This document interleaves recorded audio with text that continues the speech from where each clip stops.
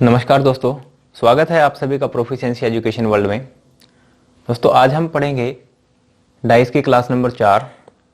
इसमें हम लोगों ने 3 क्लासें कर ली हैं और आज जो है हम लोग ओपन डाइस के क्वेश्चंस को सोल्व करना सीखेंगे। ठीक है, ये वाली जो आपके साथ पास डाइस है इसको कहा जाता है ओपन डाइस, यानी कि डाइस को खोल दिया गया है, यानी खुला हुआ पासा। यानी कि हुआ क्या है इसके अंदर के जो डाइस होती है हमारे पास, जैसे कि ये यहाँ पर एक डाइस थी हमारे पास, जैसे ये वाली हो गई, इसके सभी फलकों को, इसकी सभी सतहों को खोल करके आपके सामने रख दिया है इस प्रकार। और आपसे क्वेश्चन ये पूछा जाएगा कि बताइए इसमें किसी भी पर्टिकुलर सरफेस के अपोजिट में कौन सी सरफेस होगी। जैसे मान लो यहाँ पर ये क्वेश्चन है तो इसमें पूछ सकते हैं भाई ए के अपोजिट क्या होगा, बी के अपोजिट क्या होगा, है सी के अपोजिट क्या होगा। तो आपको इसके अपोजिट बताना है क्या कुछ रहेगा। तो चलिए दोस्तों यही सीखते हैं अब हम लोग।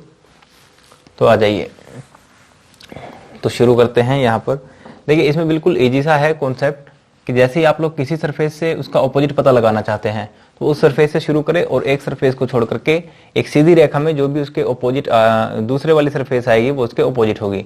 फॉर एग्जाम्पल यहाँ से समझते हैं कि जैसे ये ए है, ए के बाद मैं बी को छोड़ दूंगा, इसके आगे बढ़ करके आऊंगा, इससे अगली जो भी सतह होगी वो इसके ऑपोजिट होगी। जैसे यहाँ पर ए है तो ए के ऑपोजिट आ जाएगा मेरे पास सी। तो लिख देता हूं मैं यहाँ पर ए के अपोजिट आ गया भाई सी, तो सी के अपोजिट क्या हो जाएगा ए। अब रहा बी, तो बी के बाद मैं सी को छोड़ दूंगा तो आगे बढ़ जाऊंगा, बी के बाद आ जाएगा मेरे पास डी। तो बी के अपोजिट क्या हो गया हमारे यहाँ पर डी, और डी के अपोजिट हो गया बी। उसके बाद बात करते हैं ई की, तो ई के अपोजिट क्या होगा एफ, क्योंकि बचा ही यही है। और वैसे भी हमको पता है ई के बाद हम लोग एक सरफेस छोड़ेंगे, नेक्स्ट पर जाएंगे, तो ई के बाद बी को मैंने छोड़ दिया और एफ पर पहुंच गए। तो ई का जो अपोजिट होगा वो हो जाएगा एफ और एफ का अपोजिट हो जाएगा ई। यहाँ तो कोई समस्या नहीं होगी। तो अब बढ़ते हैं नेक्स्ट वाले पर। तो यहाँ पर 1 के अपोजिट बाद में देखेंगे, पहले हम लोग बढ़ते हैं 2 के। 2 के अपोजिट 3 को छोड़ दूंगा तो 4 मेरा आंसर आ जाएगा। 2 के अपोजिट आ गया मेरा यहाँ पर 4 और 4 के अपोजिट आ गया 2। तो 3 के अपोजिट 4 को छोड़ देंगे और बढ़ जाएंगे आगे तो 5। तो 3 के अपोजिट आ गया है 5 और 5 के अपोजिट आ गया है 3। अब बचा 1 और 6। तो यहाँ पर 1 और 6 ही जो होंगे वो एक दूसरे के अपोजिट हैं। तो चलिए, आशा करता हूँ कि आपको ये चीज़ समझ में आ रही होगी पूरी तरह से। तो चलिए अब इससे नेक्स्ट वाले डाइस पर देखते हैं हम लोग कि किसका क्या आंसर रहेगा। तो 1 से शुरू करते हैं हम लोग कि 1 के बाद मैंने सरफेस 2 छोड़ दी और बढ़ गया मैं सरफेस 3 पर। तो इसका मतलब 1 के अपोजिट हो जाएगा इस क्वेश्चन में 3 और 3 के अपोजिट हो जाएगा 1। यहाँ पर इससे नेक्स्ट वाले 2 के बाद अब आप सोचेंगे कि इसको किसके अपोजिट रखें, तो फिलहाल के लिए 2 को छोड़ दें। अब बढ़ते हैं इसे नेक्स्ट वाले पे, इधर वाले पे देखते हैं। तो 4 के बाद मैं 5 को छोड़ करके 6 पे चला जाऊंगा। तो 4 के अपोजिट जो होगा वो होगा 6 और 6 के अपोजिट हो जाएगा 4। उसके बाद अब बचा क्या है हमारे पास 2 और 5। तो यहाँ पर 2 जो है वो किसके अपोजिट हो जाएगा 5 के, और 5 हो जाएगा 2 के अपोजिट। ठीक है, तो चलिए दोस्तों, उम्मीद करता हूँ कि आपको यहाँ तक बातें समझ में आ रही हैं। इसको मैं मिटा देता हूँ फिलहाल के लिए, इस पर देखते हैं। तो यहाँ पर बी के अपोजिट हो जाएगा डी, बी के अपोजिट हो गया डी और डी के अपोजिट हो गया बी। यहाँ पर सी के अपोजिट डी को छोड़ दूंगा और आ जाऊंगा ई पर। तो सी के अपोजिट हो गया है हमारे पास ई और ई के अपोजिट हो गया है सी। अब देखते हैं कि बचा क्या है। तो यहाँ पर बचा है हमारे पास ए और ए के अपोजिट हो जाएगा हमारे पास जो बची हुई सरफेस है एफ। तो एफ जो है वो ए के अपोजिट हो गया। अब आपसे इसमें किसी मर्जी क्वेश्चन का आंसर पूछ ले, चाहे वो बी का अपोजिट पूछ ले चाहे वो एफ का अपोजिट पूछ ले, तो आपके पास सभी के आंसर आ चुके हैं। ठीक है, तो चलिए अब यहाँ पर मैंने क्वेश्चन लिखा है ये कंप्लीट वाला, इधर लिख देता हूँ मैं। क्वेश्चन है एक प्रैक्टिस के लिए। तो इसमें आपको सबसे पहले तो मुझे ये बताना है कि इसमें कौन सा किसके अपोजिट आएगा। तो चलिए एक बार शुरू करते हैं। एक बार आप भी कोशिश कीजिए, अगर आप चाहते हैं स्वयं से निकालना तो एक बार वीडियो को पॉज करें और खुद से इसका आंसर निकालने की कोशिश करें। मैं तब तक इसे मिटाता हूं।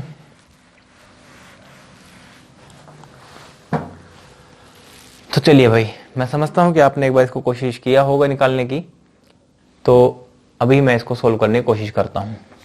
तो चलिए, यहाँ पर जो है हमारे पास हैश है, हैश के बाद मैं स्टार को छोड़ दूंगा और स्टार के बाद मेरे पास बच जाएगा परसेंटेज वाला सिंबल। तो इधर से स्टार का जो हैश है इसका अपोजिट हो गया यहाँ पर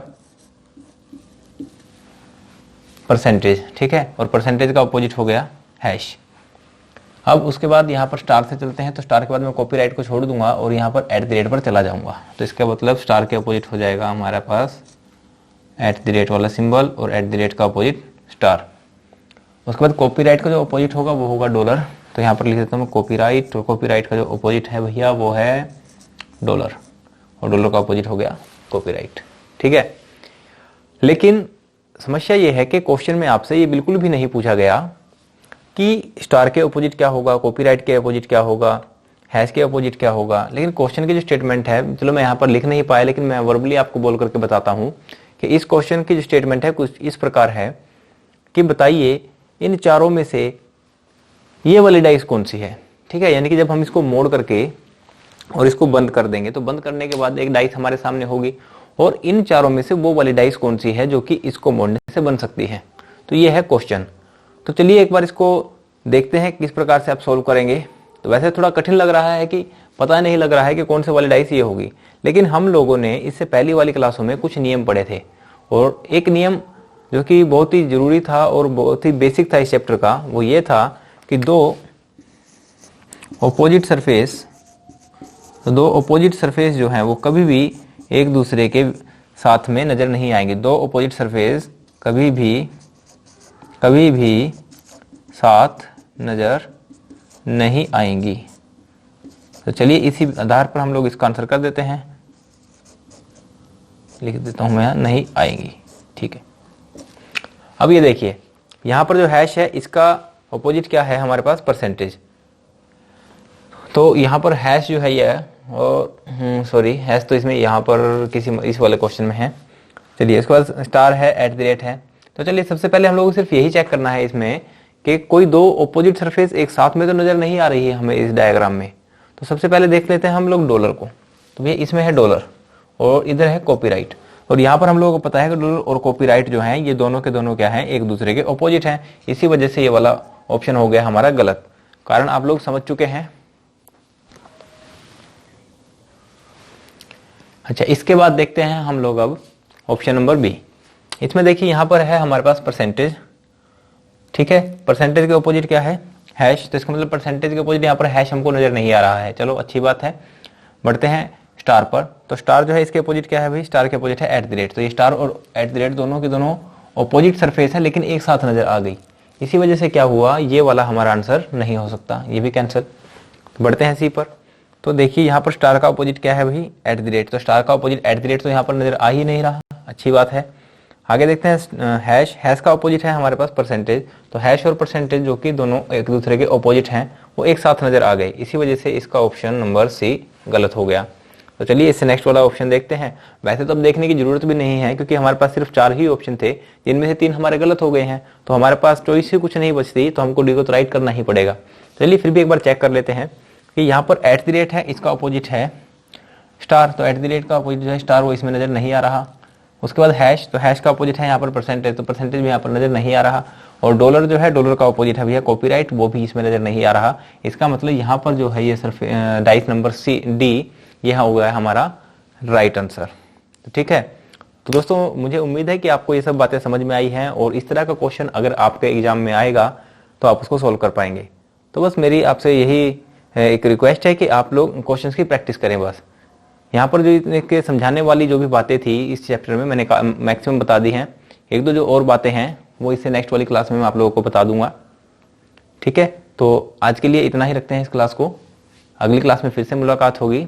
तब तक के लिए आप देखते रहें इस तरह की वीडियोज और अपनी प्रैक्टिस करते रहें, और प्रैक्टिस के बाद हम लोग मिलते रहेंगे इसी प्रकार से। तब तक के लिए आपको बहुत बहुत धन्यवाद कि आप लोगों ने इस वीडियो को यहाँ तक देखा है। तो चलिए दोस्तों, शुभ रात्रि, good bye, thank you very much.